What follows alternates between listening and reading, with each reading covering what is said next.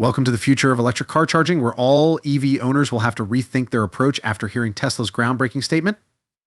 The business said via Twitter that it has enabled the ability to charge a non-Tesla vehicle at a supercharger within the app, and that it has opened up its first stations to other EVs.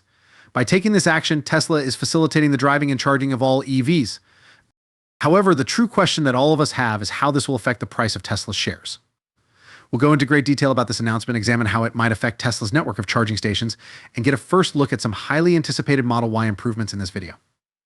So grab a seat and join us as we examine how Tesla's electric vehicle charging strategy will impact the company's stock price in the future. Prior to proceeding, confirm that you have a Wall Street Games subscription, and remember to give this video a high five. Tesla has now let non-Tesla vehicles to use its first chargers and integrated the ability to charge a non-Tesla vehicle at a supercharger into the app. They shared a video demonstrating how simple it is to use along with their announcement tweet. All you have to do is pick your stall, select the charging site, unlock the CCS adapter, plug it in, and let it charge. You receive a summary once charging is complete, and the app updates your charging status in real time. Thanks to Tesla, charging another EV is almost as easy as charging a Tesla at a supercharger. I'm excited to watch how this plays out as more superchargers are being made available to all EVs during this and the upcoming year. It should greatly increase the viability of owning any EV while Tesla keeps growing its network, which is only available to Tesla owners. Although this is wonderful news, it does indicate two things. First off, Tesla is forfeiting a benefit. Considering how many charging stations are being built every week, it is unclear how much of an impact this move will have, but it will undoubtedly alter things. The fantastic supercharger experience that Tesla owners have grown accustomed to will change, and the fact that driving an EV is easier in a Tesla than in another EV won't be the only factor in choosing a Tesla over another EV. All EVs will find it easier thanks to Tesla, but traffic will still be heavy. Second, even though this is fantastic, there will already be issues with EVs having varied places for their charge connectors. The short cable length of Tesla superchargers is intended to reach the rear left of the vehicles while backing in. Although the F150 Lightning video is fascinating to watch, it is occupying two charging spaces. This charging cable is intended for Tesla, which would reoccupy the space that this would have been.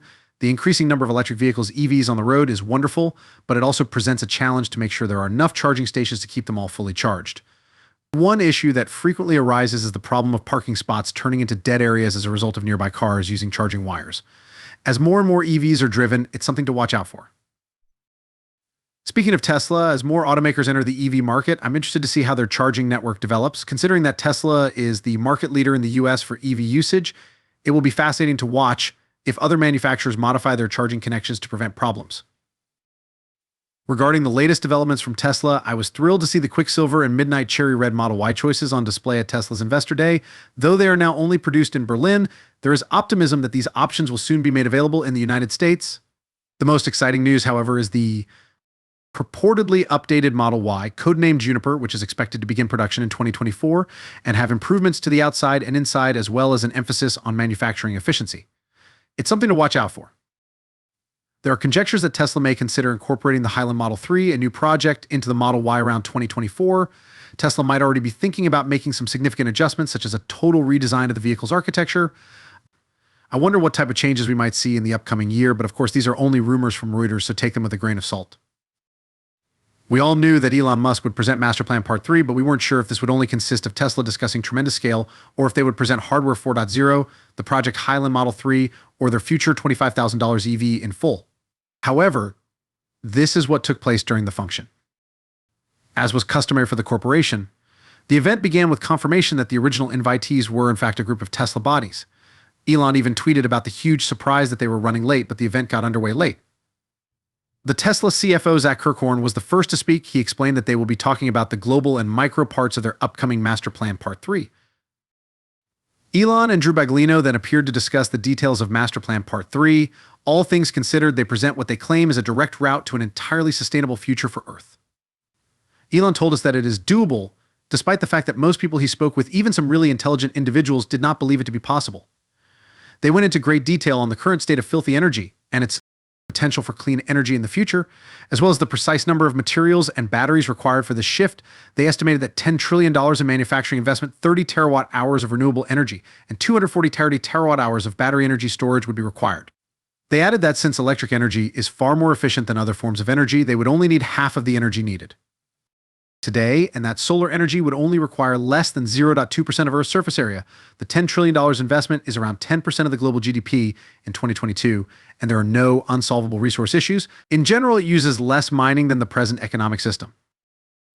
They are concentrating on 5 primary areas, creating a renewable grid using home solar power, for instance, moving to electric vehicles, converting to heat pumps, providing high-temperature heat distribution, and employing hydrogen in some circumstances. They also maintain boats and planes that run on sustainable fuel. That being said, their upcoming model will be even better. Design, engineering, manufacturing, and automation will all be integrated simultaneously. And here's the thing, everyone involved in developing these systems will be gathered in one place. An example of the differences between their existing assembly method and their future plans was presented to us. Colin Campbell then approached to discuss their powertrain. Since its launch in 2017, the Model 3 powertrain has already been made 20% lighter, 25% less reliant on rare earth minerals, and its powertrain plant is 75% smaller and 65% less expensive. And get this, they won't use any rare earth materials at all in their upcoming drive unit. It appears that Tesla is improving the electronic architecture of its cars to a considerable degree. They're creating their controllers for every vehicle, and the next generation vehicle platform will possess all of their controllers, providing them greater freedom in terms of software and design. Additionally, they are switching to a 48-volt architecture from a 12-volt in order to optimize their battery packs and other features. They constantly make upgrades and enhancements to the software. They also do extensive fleet learning. In addition, Tesla is developing its robotaxi project and automated fleet management system. More was discussed on full self-driving FSD and its role in a sustainable future, given that cars are frequently left idle while not in use. Additionally, they are working on the Tesla bot, which has undergone several prototypes and is rapidly advancing. Regarding charging, Tesla is much ahead of the competition. With their charging network, they can already facilitate 99% of road journeys, and their site-level uptime is 99.9. Their supercharger deployment is now 20 to 70% less expensive than that of their competitors because to cost reductions.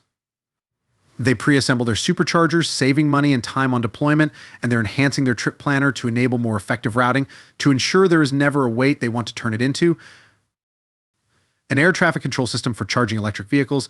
Additionally, Tesla is expanding its network of superchargers to include all vehicles by setting up shop in the US, Europe, and Asia Pacific.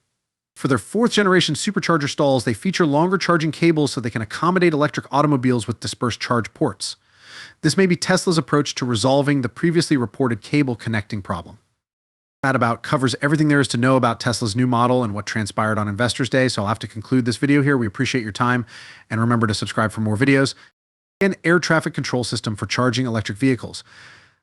Additionally, Tesla is expanding its network of superchargers to include all vehicles by setting up shop in the US, Europe, and Asia Pacific. For their 4th-generation supercharger stalls, they feature longer charging cables so they can accommodate electric automobiles with dispersed charge ports. This may be Tesla's approach to resolving the previously reported cable connecting problem. That about covers everything there is to know about Tesla's new model and what transpired on Investors Day, so I'll have to conclude this video here. We appreciate your time, and remember to subscribe for more videos.